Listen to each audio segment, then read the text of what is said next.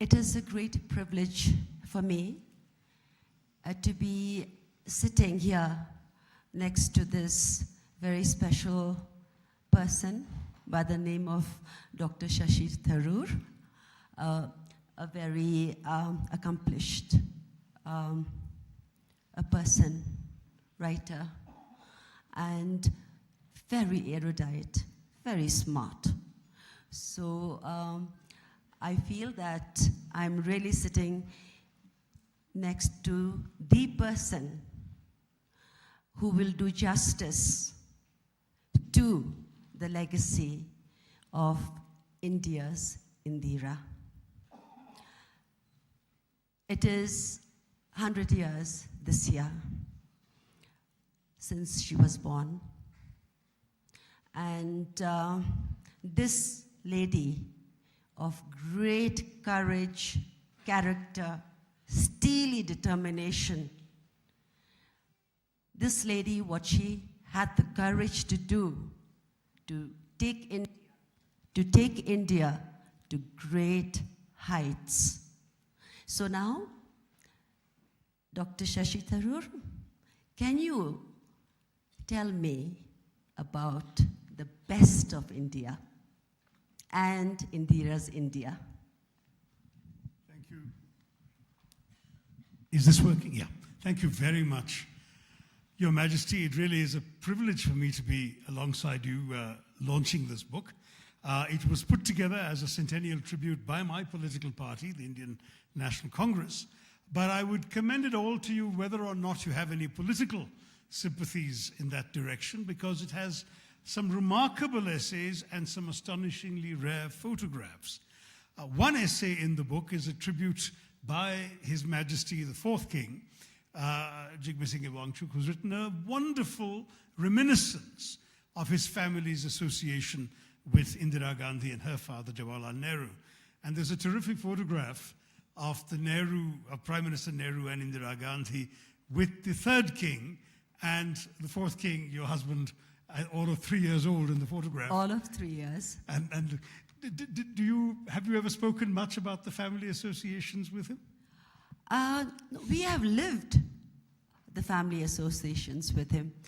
Now, ever since Mrs. Gandhi came to Bhutan riding on a yak with her father, Nehruji, bonds of friendship between our two countries, bonds of lasting ties of friendship between our two families were established and nourished.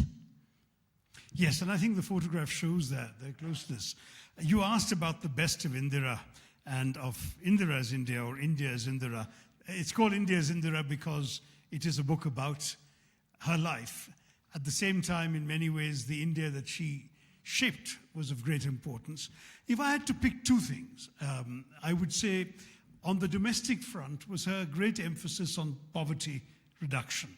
Garibi Hatao, eliminate poverty, was a slogan she brought into the political process. And whereas, of course, her father was a famous socialist, this dramatic emphasis on the elimination of poverty was Indira Gandhi's specific contribution to the political lexicon. And along with it came a number of other steps, not all of which are universally approved of today, but in the context of the politics of the time, bank nationalization, the abolition of privy purses, a number of steps taken to communicate the message to the poor of India that government was all about them. And on the international front, undoubtedly, the masterful management of the entire crisis that erupted between December 1970 and December 1971, when in Pakistan the army cracked down upon East Pakistan after the elections in that country. 10 million refugees, which remains to this day the largest single refugee flow in the history of humanity. 10 million refugees flocked into India. Mrs. Gandhi managed the welcome for them, the support and strength for them, and at the same time, the diplomacy that she led and conducted, including using opposition figures to convey the messages abroad, conveying to other countries this monstrous injustice that was going on in East Pakistan and the humanitarian case that India was advocating. And finally, when war came, on the 3rd of December 1971, the very decisive and deft political management of the military, which led to a 14-day victory that liberated Bangladesh. Since the Second World War, the map of the world had looked immutable, and suddenly, for the first time, you had a new country being born in 1971, early 72, thanks to Indira Gandhi. So I would say these two things were her major accomplishments. You mentioned her personality, her steely determination, her character, a lot in this book. The book consists not only of tributes to her by others, like His Majesty, but also very interesting excerpts from her own remarks, with I think a number of pieces which clearly were not scripted for her, where she was clearly speaking off the cuff. And the person who comes across from that, the heart, the mind, I think you would really enjoy. Speaking of Mrs. Gandhi, I spoke about her steely character, but she had a very soft side to her. And in 1980, His Majesty, the fourth king, when he went to Delhi and he had dinner with Mrs. Gandhi in her home, Mrs. Gandhi asked His Majesty to call her auntie. And so he did, and she was like an aunt to him. And of course, then Mrs. Gandhi's son, Sanjay Gandhi, was a very good friend of His Majesty, the fourth king. And of course, the friendship continues. But Mrs. Gandhi is also a female icon.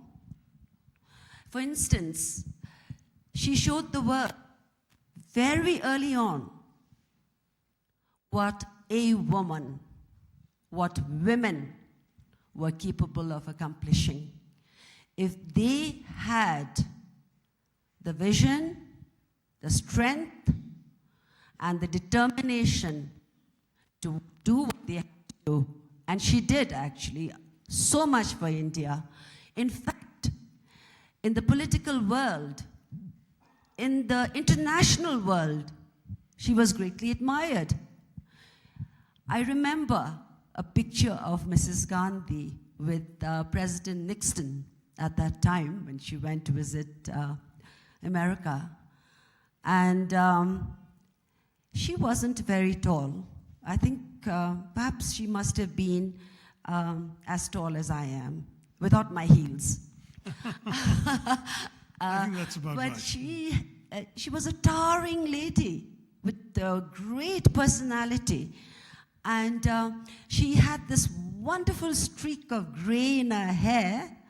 And at that time, actually, I was quite young. But I wanted to have that streak of gray in my hair.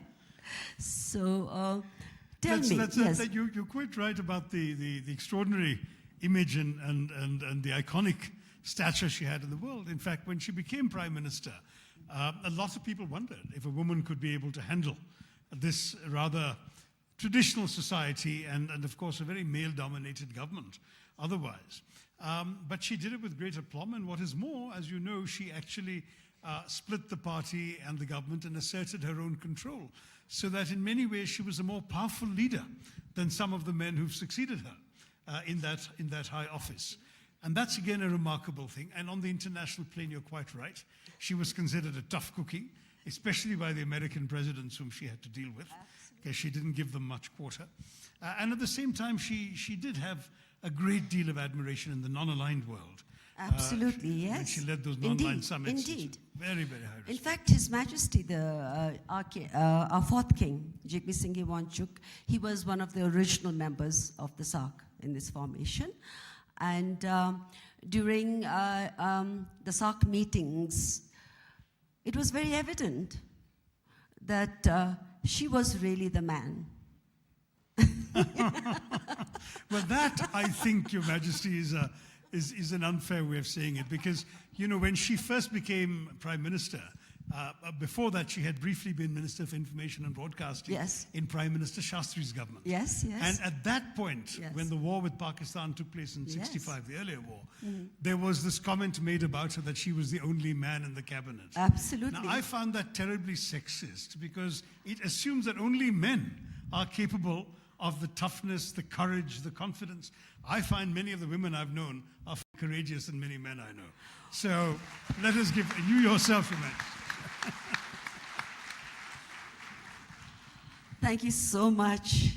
But it's true. And so that comment, I think, in many ways demeans Mrs. Gandhi. She was all woman, but she was a very remarkable woman. She was. And her indeed. interests in art, culture, handicrafts, textiles, all of these were also part, if you like, of a feminine side of her personality, but it was accompanied with very strong management and leadership in setting up institutions to promote these things. Absolutely. I think you mentioned that your sister was Yes. involved in textiles. Yes, yes. And Yes. this kind of cultural advancement is so important.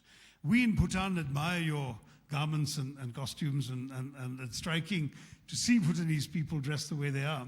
In fact, my friend Arun Kapoor has this Royal Academy here, Yes. and I was very struck that his foreign faculty all came dressed in Bhutanese clothes, the men and the women. Well, that's for wonderful. photographs. So And that, when I are you think, going to put on a kohl before you leave? I think I should. I'll have to get someone to arrange that for me. Yes. I'd like to see Arun's knees, though, I think, before I... Now, coming back to Indira Gandhi, there's one more thought that I do want to say to Her Majesty. Yes. Her Majesty represents also, of course, female leadership at a time when in this world we need very much more to see women playing their rightful part in societies. I wonder if you would give us your thoughts on that aspect, because you did mention, it was right to mention, that Mrs. Gandhi's coming to power as a woman, and I think she was the third female head of government in the 20th century, after Sirumao Bandaranaike, who succeeded her assassinated husband, and Golda Meir. And Golda Meir. So in fact, there wasn't much by way of precedence, and she established a sort of yardstick and a template. Would you, Absolutely. as a woman leader, feel that you've learned something from the example of Indira Gandhi? Oh, yes. I think it's very, very important because she showed all women, she showed me personally, I used to admire her because of the fact, like I said, she was a pathfinder, like you mentioned, of women leaders and what they can accomplish. So from her I learned, and all Bhutanese ladies, young ladies, you should also learn from the example of Mrs. Gandhi, that you can do what you want to do, you can achieve what you want to achieve, if you set your mind to it and you have the determination and discipline to see through whatever your aspirations are. Wonderful. Well, that's, I think, a great moment on which, or great note on which to end this. If I could once again thank Her Majesty for having launched India's Indira, a centennial tribute, and to commend to all of you both the text, the tributes, including by His Majesty, and the wonderful photographs. It really is a collector's item. Thank you again, Your Majesty, for doing this, and looking forward to continuing our dialogue on women in leadership. Okay, Doctor. Thank you so much. Thank you.